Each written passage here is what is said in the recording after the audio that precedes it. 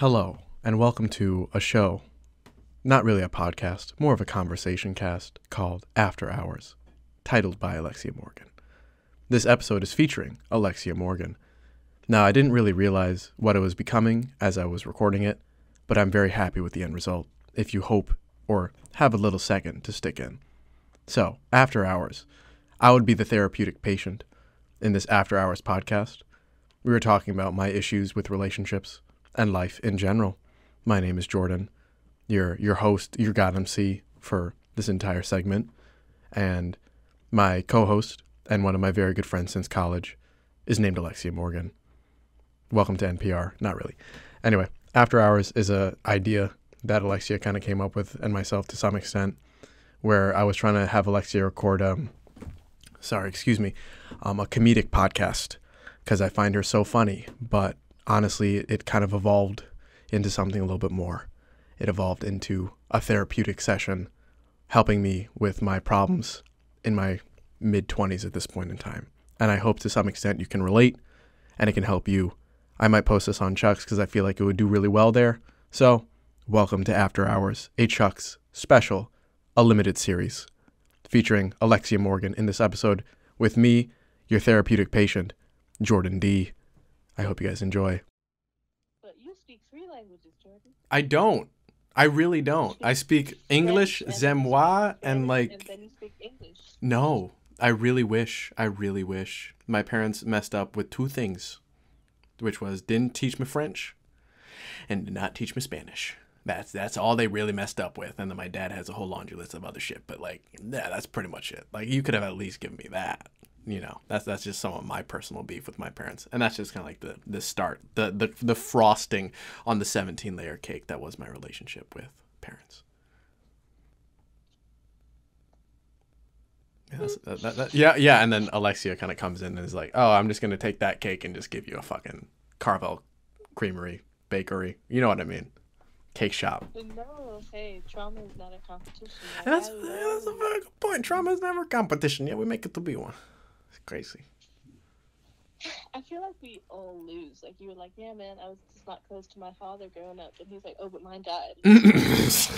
Congrats. Congrats, man. You win that one. It's like, man, the Depression Olympics. You take the gold. Like, either congratulations, you win the trauma contest, or congratulations, your father's dead. Congrats. Yeah, exactly. No one wins. It's just you kicking shins. That's it, you know. Unless you hated your dad, then mazel tov. I don't know. Yeah, seriously, but still, homie's absent. You still feel a void. Probably still have daddy issues. I like how, like, no matter, well, I won't say this because I hope to be a good parent one day, but I feel like no matter how much you do try to, like, not traumatize your child in some way, shape, or form, they figure out how to get traumatized, or you traumatize them in some way, shape, or form.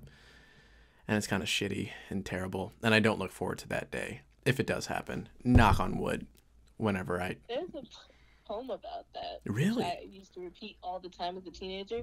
Your parents mess you up. They don't mean to, but they do. They give you all of your issues and then special ones just for you. Shit. Yeah, wow, that hits. Okay. Didn't know I needed to hear that today. Thanks. No, but that actually hits like really, that hits different. Special ones just for you especially. Like, dang. Man. I have different issues than my parents have, but they're kind of rooted in the same intergenerational trauma that I'm sure I'll never find out the direct cause of. Isn't that shit crazy? You don't want to go back. You don't want to go back that far, Chief. But yeah, isn't that shit fucking crazy? Where it's like, you know, no matter how much you try to avoid it and negate it, the shitty stew, literally just like the cosmic shitty stew that is emotions. It's never just like, you know, 2 ingredients. It's always like 45. It's ridiculous.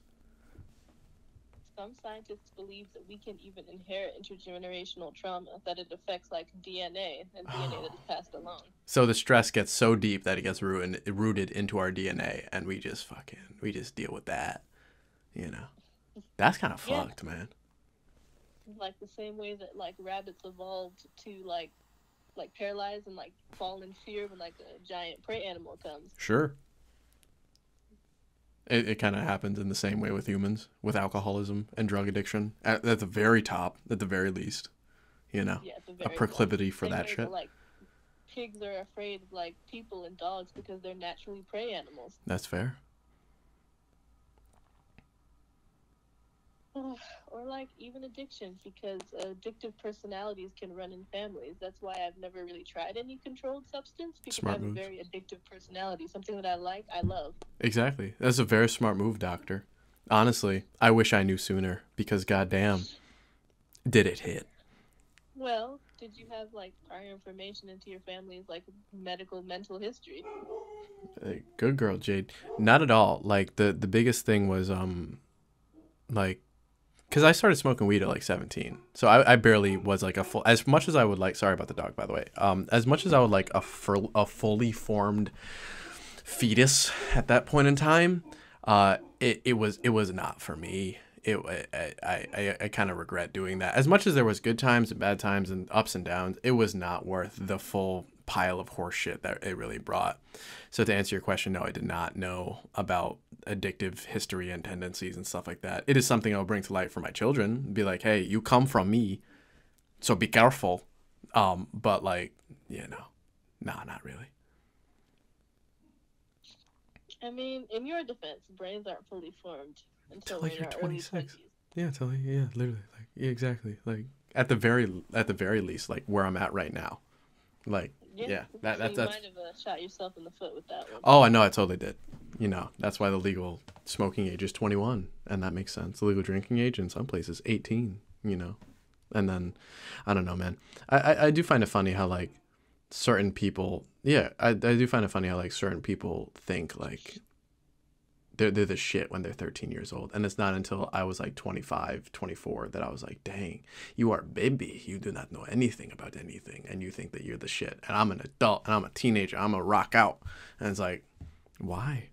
Actually, that was my job for a long time at fucking Rushford, or at the place where I literally dealt with or helped quote unquote, well, I did help, but like helped kids who were going through like addiction issues and like mental health issues and stuff like that. And I was like, dang, you start early. Like there were kids who started at like 11 on heroin, and I was like, oh my god. All right, I thought I was bad. It's like I didn't even think I was that bad, but like shit, you got issues. Trauma Olympics, you fucking take gold. But yeah, what's your 2 cents on that one, guy? I mean, the Trauma Olympics, what can I say? I might have gone 20 years being undiagnosed with ADHD because I was conditioned to sit still and to not make noise. And if something bothered me, I kept it to myself as to not bother the people around me. No, totally. I completely get you. I completely get you on that one. Like, I'm sure I have so many other things undiagnosed as well, including most likely ADHD, or at least a form of it. But it's some cosmic horse shit. Your parents are, I don't know. I could give them a little bit of salt and just be like, hey, parents are people too. They're not superheroes, but it still kind of sucks, man. Yeah, I get that when people say like parents are people too. Yeah. The only thing is, if you don't know what you're doing, why would you bring another person here? No, and isn't it crazy that people have like, or had, and I know people who had kids at like 22, and I'm like, damn, that's a bold move. Yeah, if you want to be a young parent so that you're like, I want to be like done with parenting at age 40 so I can hit the club. You ain't no 40-year-olds in the club. No, or at least not any fun one. Well, not any fun one. Like not any like, they're usually drinking or on some shit maybe, but that's an assumption. But you're not drinking for any fun reasons. Exactly, that's what I'm saying. They're drinking to forget at that point. If you want to have your kids at 20 so you can go back and party at 40, you ain't gonna be partying at 40 because I'm 23 and I'm tired now. That's what I'm saying, man. You ain't gonna be doing dog shit. Like I can't even hang anymore. It's fucking ridiculous. Like I drink and I drink and I just get tired. It doesn't even energize me. It doesn't do anything. With every outing that I take, I have to take at least like 1 or 2 Red Bulls and like a body armor or like some coconut water or something like that, just to like feel like I was at like 22, not let alone 19, where I could go all night. It was ridiculous. Yeah. I feel like this pandemic has been terrible on my like introverted nature because it's been 2 years of absolute bliss and not going anywhere. Word. And now you're starting to get invited to places again. Yeah. And you're like, I'd like to stay inside forever. Exactly. It's like, dude, I was rocking with it for a little bit of time. I could probably do this for like, check my wristwatch, forever if I really want to. Yeah, Forever. I feel you, man. And I still want to travel and stuff, but I want to visit other insides. Does that I make want to sense? visit other insides. And I feel that. I want to visit how homes are like in Japan, Europe. I want to visit how homes are like in France. That's what I'm saying, man. You know, I don't want to. I don't want to do outside stuff. I want to do inside stuff. It's like, all right, nah, I fuck with that vision. Yeah, like, why am I going back to the outsides? I want to go to different insides. I want to go from inside my house to inside a car To inside a plane, inside literally, my house. literally. I feel that. I feel that heavy. You know, as much as I do want to explore the world and do stuff like that and be social, I don't. It's hard because I'm like an introvert, but I also like to be extroverted on occasion. But it's like I have to be in a place where I know nobody and I am like 3 to 4 alcoholic beverages deep to even like come a little bit out of my shell. You know, as much as I come out of my shell with you guys, wow, but as long as I come out of my shell with like you and certain other people, like I like I was talking to my friend about this the other day. Like I have like no game when it comes to approaching the opposite sex and like trying to get their number and stuff like that. Or at least I say I don't have any game. It takes a lot for me to like feel comfortable enough to be like, "Hi, I am Jordan and I would like to get to know you a lot better." Outside of like Tinder and Hinge and stuff like that, cuz that's just easy. Well, it's not easy, it's different, but like still, you know, I find it difficult. I feel like they don't work.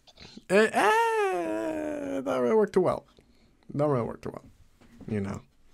I mean, depending on what you're looking for, they might work. It kind of does, you know. At this point in time in my life, I'm just kind of looking to. Like, I don't even know what the fuck I'm looking for. Again, my soup is thick, rich, like a fucking bottle of Heinz. It is ridiculous. So I just, yeah, so like it's some shit because I'm out here trying to figure out like what exactly do I want. I was talking to my ex about this literally last night. I was like, I know that I want a relationship. I know I want to be with someone who will be like, he will care for me to some extent, but not in a parental way, more like in a just comforting way. Like I can come home and I'll be like, "What's up?" and they'll be like, "Chilling back."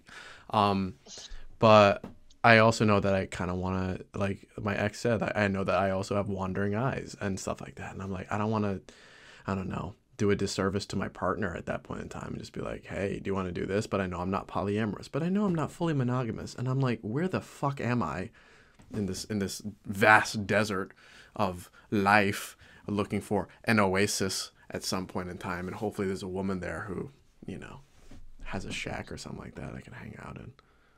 have you considered being polyamorous? I have. I technically tried it, and I think I would be like, I think it's called like ethical non-monogamy or something like that, where it's like you have like one main partner, but that main partner would have to, and myself included, would have to be like so goddamn rock solid with myself, and I would have to be so goddamn rock solid with myself, where I'll be like, that person is home. These people are like annexes. But even saying that, like it feels kind of wrong because it feels like, you know, I'm not really trying to start a relationship with these people or these other people. I still have home base, but it's like the biggest thing is like I don't want to feel like a vampire to people. I don't want to feel like I'm using people for literally just masturbatory purposes at some points in time. As much as I like to be like, yeah, you're really cool and I'm really interested in all the things that you like and all the things that you like to do. I'm out here like, ooh, like I kind of, I was talking with Trey about this. Like sometimes I just feel like a fucking vampire where I'm just like just sucking all all the life that I need from this person and just leaving them a fucking carcass at some point in time and not hitting them up and shit like that. And that at least was. No idea how much that relates to the new Euphoria episode, but keep going. I dig it. I predicted this. No, but like, yeah, dude, it's some cosmic shit and like some real ethical shit within myself where I'm like, I don't like feeling like that person. I don't like feeling like the person who's just gonna kind of like, you know, again, leave you as a carcass, you know, unless you equally feel like you need to leave me as a carcass, which I can kind of rock with because then we're kind of using each other. But then that at the end of the day and at the end of the street is not a home to come home to, you know. It seems like it does not lead to anything good, or at least it just leads to STDs, children, and inner sadness. So, you know, I don't think that it's a wise decision to continue. I'm trying to be very careful with my footing on this very thin ice. But I don't know, man, because I don't want to lead people on. It's the biggest thing. I really just don't want to lead people on, you know? even I though, mean, I don't yeah. think necessarily. Well, As I don't long as know I'm what you like, like in a romantic setting, so I don't know if you lead people on. But I think if you're not willing to fully incorporate people back into what you would call the home-based relationship, you would need to disclose that. so actually, like I was gonna say, like just be more upfront with like what you want out of the interaction compared to kind of like mildly gaslighting them, which is a harsh word to use, but it's like, you know, kind of gaslighting them a little bit. I wouldn't say you were gaslighting so much. Misled is There you probably a go. better That's term. probably a better word. Or omitted certain truths about my intentions, you know.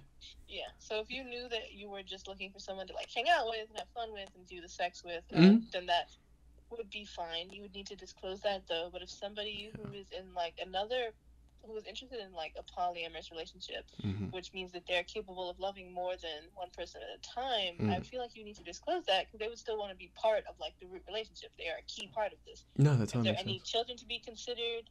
Like, if you want kids, if you're okay with having kids that aren't your biological kids, would you treat them like your kids? Yeah. How does that work in like custody disputes, or like who inherits what, or like No, who's going to be legally married to who? and Or dude, that just sounds like a whole bunch of shit that I don't want to deal with. That just literally sounds like that sounds like a lot of stress and a lot of work that I don't want to deal with. You know. I mean, getting married is the most legally significant thing you can do aside from dying. So. Damn, that's a fucking statement. Oh my god. Yeah, no, seriously. But you are correct. I don't think I have that bone in me, though. I really don't think I have that bone in me. I really do think that. I'm sorry? I know that I don't. No, literally, man. Like, as much as I would like to say, like, I would try it, technically I did try it, I don't think I have that salt in me, man. I really don't think so. I really What do you do mean? think. Why have one bitch when you can have five? Why I have one bitch, you have five, you know? It's like, because that's a whole lot of stress and headaches, you know? Not that women are, but I'm like, that sounds like a whole lot of like, because like, I know that my pot of love, my as we called it in a previous man child support episode with Joe and Joe, my spirit bomb of love is big, and I want to gift it to someone at some point in time, because I tend to be a very romantic and, you know, into them and mildly obsessive, but that's just mental disorders, person when it comes to love and stuff like that. Like, I can imagine myself with a person and do literally like move mountains for this person if I feel some type of way. But I also have to find a person who finds me worthy enough and would do something at least a little bit reciprocal. You know, that's one of the biggest things that I fucking struggle with at this point in time, where it's like, Well, yeah, Aaron, I'm gonna be honest. go for it. I feel like as long as I've known you, you've banked on this mystery girl to help you. Oh my god, so much. So much. I literally have a portrait of her on my altar that I drew at some point in time. Like, and a portrait behind me. Yeah. I don't think that the person you're meant to be with is necessarily your other half. It's supposed to be your complement. I remember this. I remember this conversation. Yeah, they're not supposed to be yeah, the no, person who fits you the best. Because peanut butter can go with grape jelly or a strawberry or even fluff. Pineapple if you're weird, if that's what you like. No, I totally fuck with that vision, man. Damn. So there could be like 4 people who would be a great fit for you. It really just depends on what you like and what you want to do. That's very fair, doctor. So are you saying that I'm setting my expectations too high? I don't think you're setting your expectations high enough for yourself. Damn. Really? Okay, back up your bullshit. Explain a little bit, please. I'm gonna explain. I know that every day I want to be different for the people in my life who love me and care about me. Sure. But it's never gonna stick because I don't want to be different for myself. That's a heavy statement. I like that. I want to be different. I want to be more self-assured, so I'm not bothering people and asking if they think I'm good enough or if I can do it or if I deserve love. The truth is, I want to just know that I deserve love. Dude, isn't that just the fucking beans? Like, isn't that just the fucking thing? Like, literally, that I'm in the same boat where I'm like, I just want to know that I myself am a rock, and I do rock, and I look like the rock, and I don't have to look like the rock to know that. I think it's a better statement and a better way to put that metaphor or whatever. You know, I really do think that I completely agree with you 100%. Where it's like, I want to be so in love with, not in love with myself in a narcissistic way, but so in love with my being and who I am that I know that I don't need anybody else. And to some extent, because everybody needs love and affection from other people. We are social beings and etc. But like, I want to know that in the depths of me that, you know, I love myself and I trust myself and I hug on myself all the goddamn time. and, you know, that I am my own personal best friend. As much as I, you know, have voices in my head and et cetera, that tell me different, you know, I have to know that I am a solid fucking homie. And I feel like for a very long time, I've been chasing love and affection and like chasing the idea of someone, and more importantly, chasing the idea that I deserve love, compared to just knowing within my being that I deserve love, you know, and the love that naturally will come to me, you know, that I don't need to be. And that's kind of one of the things that my mom instilled in me that I kind of disagree with. You should chase the person. You should, and to some extent she's correct, but I feel like the phrasing could have been different. You know, you need to chase the person. You need to be the pursuer. You need to be the hunter. And I kind of took that to heart to some extent, because like in every way, shape, and form, I've been not hunting women in a weird way, but like, you know, I have been living for the hunt compared to finding a place to just kind of rest and hang with homie. Like that's the biggest thing, you know, always on the hunt, always on the move. And that parlays into so many other aspects of my fucking life at certain points in time, doctor. It's weird. And I don't like it. And I want to make active efforts to actually change that mentality and allow shit to come to me. Be the homie on the dance floor who's dancing for no one else besides himself. Dancing because the music is good and because he feels it in his soul. Not dancing because everybody else is on their own Rickroll. Like, you know. Anyway. It's my 2 cents. What you got? They were good 2 cents. I definitely feel what you're talking about. Like, it's gonna sound silly, but I always wanted to be the more like charismatic, charming person than I wanted to be the person getting charmed. Does that make sense? I can feel that. No, like well, I mean, because like I feel like I'm in an opposite position, and as I've learned at so many different occasions in my life, the grass is always greener. You know, I wish I wasn't able to focus on 50 different things at once. And only I wish I was able to focus on one and complete it and become like not a master of it, but at least like perfect the art, compared to doing 20 different things and doing them all mildly half-assed, but I won't give myself that, completing them to a certain degree and not really pushing forward to something else, you know. But yeah, no, so you would want to be the person who is charming the person compared to the person who's trying to be charmed, as you were saying. I don't know why, but I associate like being charmed inherently with weakness. But I think that's more internalized misogyny. Most likely. I need to work on and deconstruct. Yeah, most likely. Because I don't really feel like wooing any man, but. And naturally, on the other side of it, I'm the person who feels like I always have to woo the person. You know, when in fact I want to be wooed. There has not, barring my most recent ex. There has not really been one person who has like truly like, you know, smothered me in like affection and shit like that. And even to that extent, I kind of feel certainly bad or somewhat bad about it, because I'm like, she gave me all the love and affection that, and maybe, I don't know, I want your 2 cents on this after I say the statement, but like, she gave me like all the love and affection that a person could give out of them, you know, whether it be monetary or just like physical or whatever. She gave me everything. And for whatever reason, it still wasn't enough. And that scares me to some extent, because I'm like, damn, if my best friend of 7 years, who I chose to date, or we chose to date each other, could not give me the affection and love that I deserve, or could it give me the love and affection that I truly do deserve and woo me and do all this stuff for me, why wasn't it enough? Was it just not a good fit? Was it not the style? Was I looking for pepperoni on my pizza when I really just wanted cheese? Like, I don't know. I could break it down to 50 different ways, but what you got, doctor, for that? What made you think it wasn't enough? Like, what were you feeling? It did not. Yeah, no, I got you. It did not feel right. It did not feel like the right puzzle piece at least at that point in time. I still don't believe it is.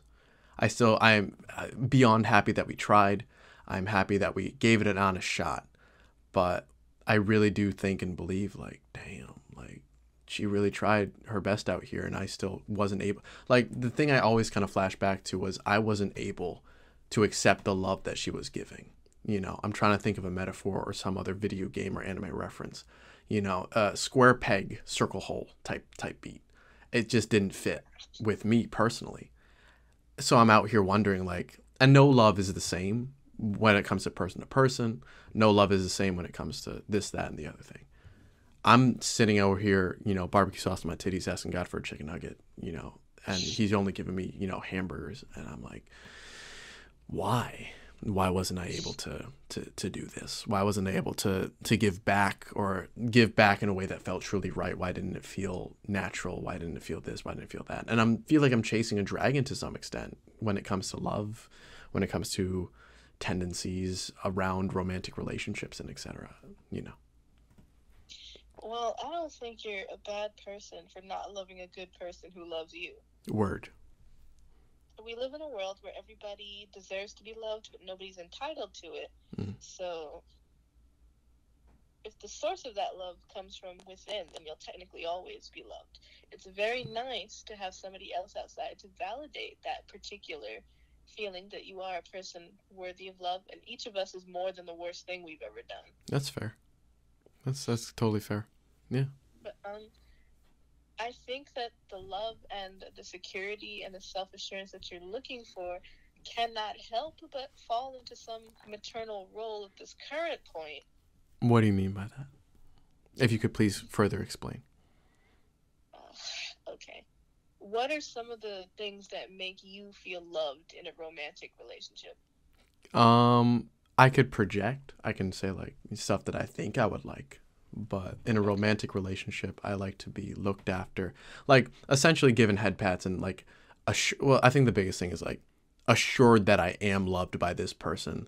That not necessarily, yeah, gentle reassurance, yeah, kind voice. Yeah, to some extent, but like, yeah, like reassured, cared for, and stuff like that. Kinda like a mom. Oh wow, throw that fucking trap card out there. Okay. Okay, I see you. You want to add in Anna, like, kind of being dominated, like, and shit like that? No. You want to add in that one, too? You want to just double down on that chicken biscuit?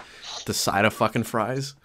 No, I wouldn't. No, No, you're so good. What's up? I'm just saying, when you're kind of looking after somebody, like, really looking after them, like, making sure they eat and all this other stuff, kind of feels a little bit maternal. Actually, yep, no, yep, totally got you on that one. And to some extent, no hate or offense, mad respect to my ex, it was a little bit like that. And I didn't like it for whatever reason. It was always like, come on, let's go to bed. Or come on, let's do this. You don't want to have sex with your mom, right? No, I'm all set on that one, doctor. Right. Yeah, I'm all good on that one. She didn't want to have sex with any kids, right? Definitely, yeah. All right, then. So I don't think it was really going to work. That's a fair point. So then I'm wondering, like, for future romantic relationships, what exactly is the fertile ground that is a good place to start planting seeds? I think you're looking for domesticity. Okay, explain. Explain. You're looking for the quiet, boring, unassuming parts of a relationship. Drying dishes next to each other. But that's okay. Now, how about this? I know what you're saying. I'm gonna throw in this monkey wrench potentially. Mm-hmm. What if I was so accustomed to the chaos of like certain relationships, whether it be paternal, maternal, and etc., that I now crave the chaos in a romantic relationship? I crave the uncertainty, the this shit, the that shit. It keeps it fresh. It keeps it popping. I was talking with my other friend about this. Oh, yeah, go for it. I would say that you said you're looking to feel at home, right? Most definitely. But at home in a very weird way. A place that is calm and soothing and loving. If home is a place that is chaotic and what you think is spontaneous, then a kind, normal, healthy relationship will not feel like home. That's fair. What's it going to feel like? Feel estranged and foreign. Yeah, but in a chaotic relationship where communication lacks and acts of love are intense and sudden and sometimes toxic, you will feel right at home. Damn. I feel like I'm floating in between those two worlds, son. I feel like I'm floating in between those two worlds, You are not comfortable in the world of boring communication and romantic compatibility, so it felt wrong and boring. Yeah, to some extent, I kind of see that. But if I were to thrust you into a burning hot dumpster fire, I'll be like, all right, where's the fucking fire extinguisher at, man? Let's deal with this shit. Like, yeah, no, literally. At least to some extent. I'm going to give myself a lot of credit here and just be like, I don't actively seek that out. Nobody does. But I can do pretty fucking well in that dumpster fire. Like, yeah. No hate. It's not your fault. Our brain is extremely good at recognizing and keeping to pattern. Yes. And to break said pattern, you would have to dedicate days, years, and months to continuous work of establishing a new pattern. Yeah, no, it's so much work. It's so much work. And that new pattern is unfortunately practical compatibility and boring communication. Damn. Is there some easier? Well, easier isn't probably the best thing. Is there an easier way? Is there like some sort of middle ground where it's like occasionally fiery and like, you know, mostly homey? You know, like a little bit of a middle ground in between the two turfs. A Switzerland, perhaps. A Switzerland. Well, it's up to you. You'd have to find somebody who's also comfortable in that somewhat exciting middle ground thing. The thing about me is big, like, declarations of love, huge, big scenes make me extremely uncomfortable. Sure. You might like them. Yeah, I like to give them. Well, actually, I do like to receive them as well. Now that I think about it, but they haven't happened as frequently as I've given them. Is what I'm trying to say. So it's like I don't really know how. Usually I say like, oh my god, you piece of shit, how could you do this to me? I love you so much. Like that's usually what I do. That's usually my response. But yeah. I mean, that middle ground would probably be like you keeping the relationship fresh. So like if your girl has never done something, it's okay to take spontaneous trips as long as you've like done the boring planning first. Then it can be spontaneous. Well, spontaneous to her. That's fair. That's fair. If you want something wild and fresh and spontaneous, then you will do the boring work of keeping things fresh, which entails planning and financing and budgeting and keeping track on who your partner is becoming, the person they change into. Yeah. No, you have points. It's exciting in a logistical kind of way. No, you totally have points there, doctor. You totally have points there. That makes sense. It's almost like I don't feel like doing the hard work and I just want to exist in the fire and then hopefully I don't burn, you know. Like I don't want to actually do the hard work of like, you know, tilling the soil and doing all that shit. I just expect to spit seeds into the ground and magically they grow overnight. Like, or at least that's what it seems. And I'm not trying to shit on myself. I'm literally just trying to think about this kind of shit. I don't think that's true. I think you, Jordan Alexander, would be willing to toil away in dust-ridden fields to plant seeds for a flower that would only last a night. That is a very poetic. Wow, you pulled that shit out your ass. You fucking pulled that one out your ass. You could just say yes, and I would love you for it. I definitely do think you are correct in that one, doctor. But I really do think it has to be the right person at that point in time. I really do. Or at this point in time, you have to be the right person. Damn. You gonna fucking judo flip me on that one. Okay. That's fair. That's fair. Friend, that's what I keep trying to tell you. You've met plenty of right people, but you weren't the right person. Damn, son. Making me do some internal work now. Okay. Gotta write that one down in my notebook. Timing is everything. I believe in my heart that if 5 years in the future, hopefully, you'll have some more stuff together. And if you had met your ex then, things would have worked out perfectly. But, you know, timing is everything. I love that. Okay, that's very fair. That's reassuring. Yeah, so it's just... You're not the person who you're not meant to be. If you're not the person who you could be at that time, then it's not going to matter how great the other person is. Because you could meet a person today who perfectly understands the inside of your mental health, who is willing to inspire you and be with you and be your rock and your champion, and your eyes would still wander. Damn.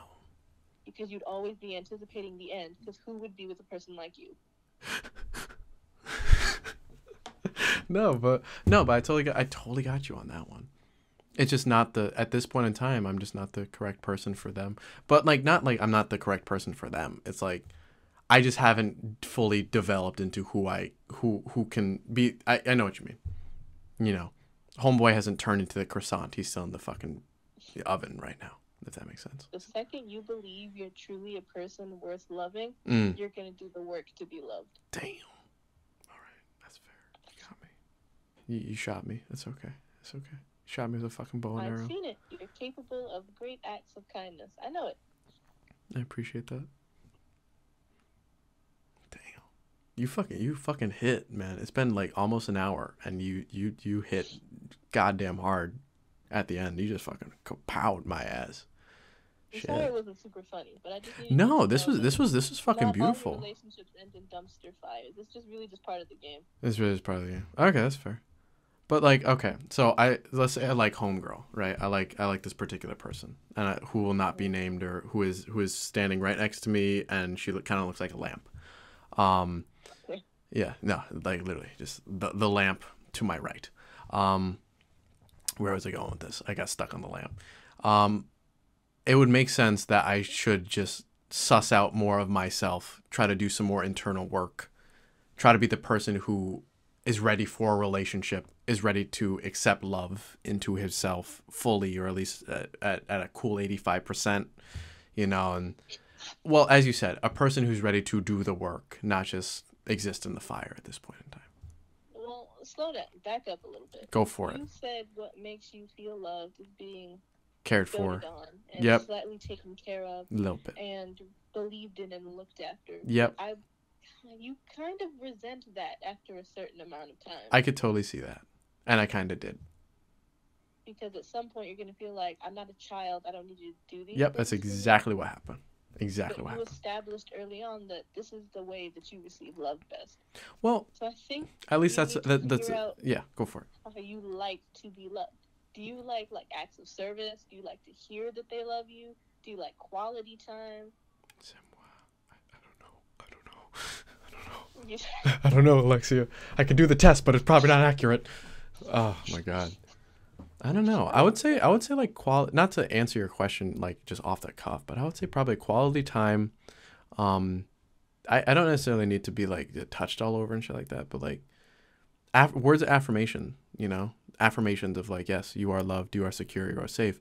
But as you said, and as kind of happened in my past relationship, like sometimes it just doesn't work out, D. Sometimes it just isn't, it's just, I guess I was not the person who was, I was still like what's a great way to put it? A wild dog that I was going to say caterpillar, but go ahead. Sure. I kind of like the caterpillar analogy better than like, like a rabid dog that's like, don't touch me. You're a caterpillar and a chrysalis. I dig it. I like that metaphor better compared to like, you're like this mangy animal that kind of just like wants to just like. Why did you use that analogy? It's how I feel inside sometimes. There are points in time when I literally just like look on Instagram and look at my phone and I'm like, I want to be on the ground screaming with fire, like a Cyndaquil or like a fucking Typhlosion, fire coming out of my back, and that's how I feel inside sometimes. You're not a rabies-ridden animal, Jordan. I appreciate You're just that. a guy having a hard time. I totally get that. I totally get that one. But yeah. That's the problem again. You think anybody who would let in, and these are your words, the rabies-ridden animal that is you, must have something wrong with them. Or, yeah. Because I feel like then we can like vibe out, not really vibe out, more like explode on the floor together to some extent. Like we could just like. You're someone who's going to call for help. You're someone who's going to call 911 or animal control on your ass. Yes, get some help. That's fair. And I'm even in therapy for this, and it's like it's helping a little bit, but I have to also understand within myself that the progress is slow, and it's better that it's slow than it's not fast, because then I wouldn't be the same person, or I wouldn't still take qualities from my past self or from literally 2 moments ago and kind of push it forward and evolve it, compared to just trying to like put on an entirely new face and facade and just exist like that, Yes, OMG, mother. Anyway, what you got for me, D? No, I understand. I thought for a long time what I wanted was to be in a relationship, but I think I was more lonely than I wanted to be in a relationship, I feel that. I think I just craved connection. But I Damn. am a person who truly believes in platonic connection. I feel that. Like what we got rocking. Yes, I feel the marks you left on my soul when we existed in the ether. I hope when we existed in the ether. I dig it. I was going to say I hope they weren't scars. I hope they were like geeseys. They were not scars. Okay, that's all that matters. They were marks in my soul, so I know where you fit in. Anyway. Damn. You got some poetry to you, doctor. Anyway. But the problem with me is that I will unconsciously morph into whatever I think it is the person wants from me. Fair. And you kind of lose yourself in the process. Okay. Yeah. And it's not sustainable. So at the point that I show who I really am, they act surprised, which is fair. Because I was someone that they didn't recognize in the beginning. They kind of turn into, like you said, kind of whatever they want compared to a nice Who I am. established. C'est moi. Yeah, exactly. Took the words right out of my mouth. C'est moi. And then Exactly. who I am is not necessarily what they want. And I know that I can't keep this up because eventually little bits and pieces of you will poke through. Mm. And I think I should leave now while I'm a good memory than become a terrible ex. That's a good point. And yeah, doctor confirmed that one. Yeah, that's a good point. You know. So I don't have any exes that hate me. We're all still pretty good, ended on pretty good terms, but they all say the same thing. Like it ended kind of like out of the blue. Mm. And it's only because I could feel bits of myself coming out. And you don't want them to see your true self. Yeah, Excuse I me. don't think that's anybody worth loving. Damn. Looks like we both got a lot of fucking. Well, you know that I love you, and you know that like I care for you and stuff like that, and that you can be yourself around people. I'm a leading example of this. You know. Just saying. Yeah, but I also know that we exist on a purely platonic plane. Not completely true and accurate, sir. And to be honest, I'm not even sure what real romantic love would feel like. I feel that. Cause I like, get yeah. so jealous of you in the way that you burn up in fiery hot passion and intensity when you love somebody. But me, when I love somebody, I'm like, I wonder if they've had any water. Oh my god. Grass is always greener, doctor. Cause like I would like to be. No, seriously, man. Cause I would like to be someone who can like, you know, cool the jets and just kind of exist beside and do the dishes beside and learn to love the mundane, you know, the normalcy and all that kind of stuff. Learn to love the day to day, not just when the fires are there. And it's tough. It fucking sucks, you know. But I think the better thing is that I'm acknowledging that I have this fiery half of myself. And now the true work is trying to not necessarily extinguish the fire, but like you said, kind of find the water on the other side so I can be balanced, you know. Does that make sense? Yeah, it kind of makes sense to me. Okay. I just want to meet the person who, after getting to know them, I say I missed you. What do you mean?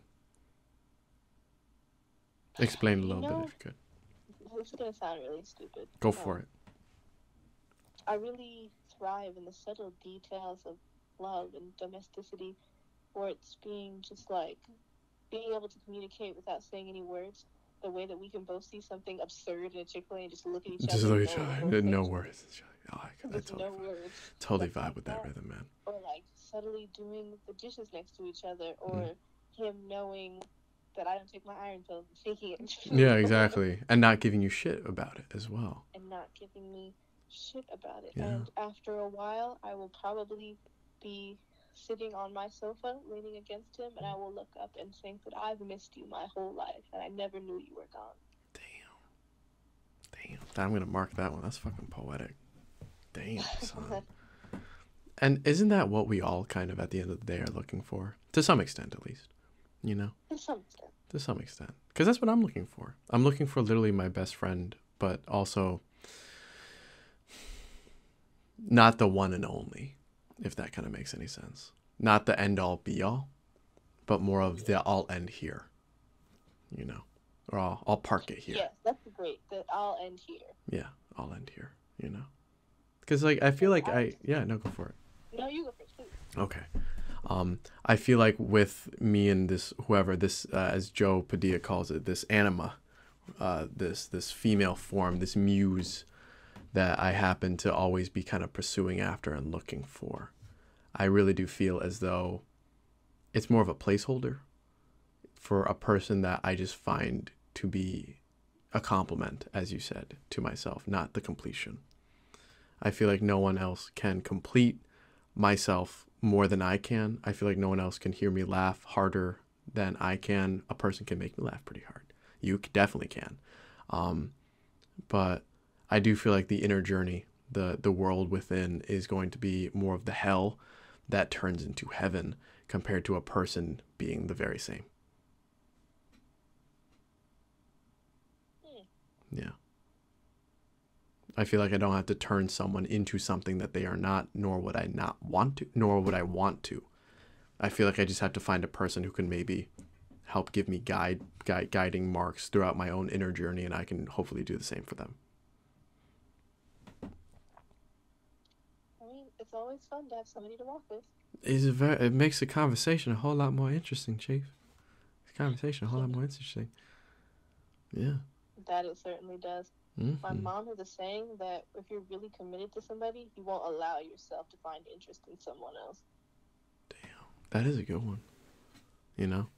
Because, again, I just expect it to be, well, c'est moi, but I expect it to be easy and it just makes sense and it's natural. But all great things in life are work and have work put in. And if you feel like you need to give up on a person, if you feel like it is the end, maybe have a conversation. But, like, if you really do feel like you're not able or not willing to put in the work, maybe it is either not the right time or maybe it's not really the right person, which is something that I just kind of discovered in this moment, which is interesting. And it kind of brings rest to my ex. At least a little bit more closure to that one as well. I think I just wasn't ready. There are no more streams from the Best Buy. No. C'est moi. There very much not. But yeah. Yeah. Damn. I don't really understand why you were stuck on her for so long. But I don't really understand why anybody's stuck on anyone. But that might. It was honestly, if I'm being real with you, it was honestly, not to cut you off as well. It was honestly obsession and idolization and mental health, more like mental illness, that kind of surmounted that one. I mean, I told you the story a whole bunch of times, but the basis of it is, she was a good thing when my life was better. Not that it's not now. It's gotten a lot better. But when my life was dog shit, she was the shining light of my nostalgic past, or my nostalgia. And I grabbed onto it with all I could because I felt like I would need it, or I would need to be with her or something like that. And at the end of the motherfucking day, I was just building up a false idol out of sand, hoping that the waves did not wash it over, you know. And Lord knows it did many times, and I just built it right back up, you know. So trying to get rid of that one is a hard one. Yeah, seriously. Yeah. Well, you're the passion expert, so. Hey, you know, I'm a passionate guy. Damn near obsessed, you know, to the point where I let, like, my mental illness kind of take a little bit too much control over the situation, and, like, that's not fun. The biggest thing that I have to focus on is just, especially with, like, romantic relationships, is being more present when it comes to the whole 9 to 5 of being Jordan. You know, it is just being more present within myself, within what's going on, being more present in this reality that we all kind of float around in. Or at least, yeah, I can go a little bit far. I could reach a hand out, you know, but like just being more present and with them in this moment, and not necessarily thinking too far into the future, you know. That's one of the bigger things. I wish I could be that passionate. Sometimes I'm not cold. I'm a very passionate person in the, like, my thoughts and my art and stuff like that. Of course. Even when I'm making it 2-year hiatus, but I don't know, something about relationships. My daddy issues are not the, like, run amok, be a whore kind of daddy issues. Mm-hmm. They're and I'm quoting the TikTok sound here. Go for willing to abandon you, the situation, our relationship, and anything we've built together kind of day. Oh, damn. That's not a good one. And I think everything you've ever told me is a lie. But yeah, Zimwa.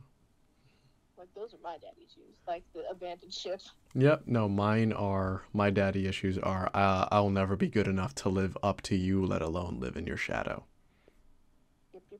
Yeah, not fun, man. Not a fun game to play. It doesn't lead to anything except for self-destruction or suicide. So sometimes I wish I had the whore daddy issues. They sound like more fun. They sound like more fun. I feel that hard, you know. It's like, my daddy never loved me. It's like, well, okay. No, we're not doing trauma Olympics. Yeah. I'll just go be a whore, but that's not what I did. No. Hold on, I gotta eat some pasta. I'm fucking starving. 1 second. Okay, well, let's end this here. Mm-hmm. I'm sorry. I'll be funny next time, I promise. I just wanted to let you know that you're a loved person. I love you too, Alexia, and you're loved. If by no one else, by me. And I appreciate that, dude. No prob, guy. But yeah, as much as I wanted this to be a comedy podcast, it delved into like relationships, which seems to I liked it personally. I liked it. I like where it went. I liked fucking what we talked about, and if anything, it shows our relationship more. It shows the light of our relationship more and how we actually are good friends and here for each other and here to give advice and not necessarily judge each other. And we can talk shit and shoot the shit. But I like this a lot more than trying to get you into comedy. I think that this was a lot more healing. I hope in both camps, definitely in my camp, you know. It was healing for me. I've definitely been feeling like nobody cares about me, and I could definitely fade away any second, and nobody would care. I would fucking care. Again, if you're gonna kill, we had this conversation in the car to whoever the fuck's listening. But like, if you're gonna kill yourself, man, holla at your boy, and make sure that I get your MacBook and Sony headphones in the will. You're trying to distract me. Literally, he's trying to distract me. He's trying to buy more time. I'm like, no, man, come on, just eat some Chick-fil-A with man. You're buying time. Literally. You know I don't want to die and poop myself, so I'll have to wait till I do that. Literally, exactly. I don't want my last meal to be Chick-fil-A. I don't want it to come out of me like that, man. But yeah. That's like when you called the suicide hotline and you get put on hold. I was so That's mad. fucked. That is fucked. I called the suicide. That could be the best fucking one-liner. I called the suicide hotline, got put on hold. It's like, damn. I was like, I'm in a bad mood. I don't want to do it. I don't want to do this anymore, man. I don't want to do this anymore. Anyway, maybe the comedy podcast at some other point in time, but I'm glad we had like a very real-to-real talk. That was a good one. We can still call it after hours. Imagine if they came back and was like, "Hey, yo, you still alive?" Exactly. You good? You alive? And you're just like, it's just a dial tone essentially. Like, oh damn, we lost another one. On to the next one. On to the next one. That's it. All right.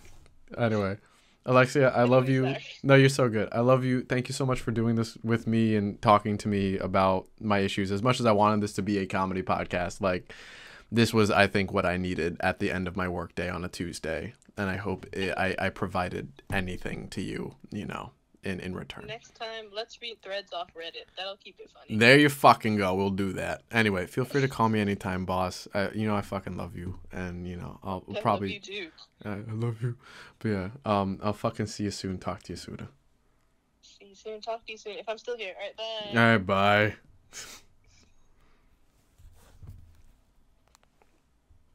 And that's like one of my best friends. I want to thank all the people who actually stuck through listening to this fantastic episode of After Hours with Jordan and special guest Alexia. A very good night. Remember that we are all loved by someone. We all deserve love by ourselves more than anyone else. And I hope you have a lovely one. Take care.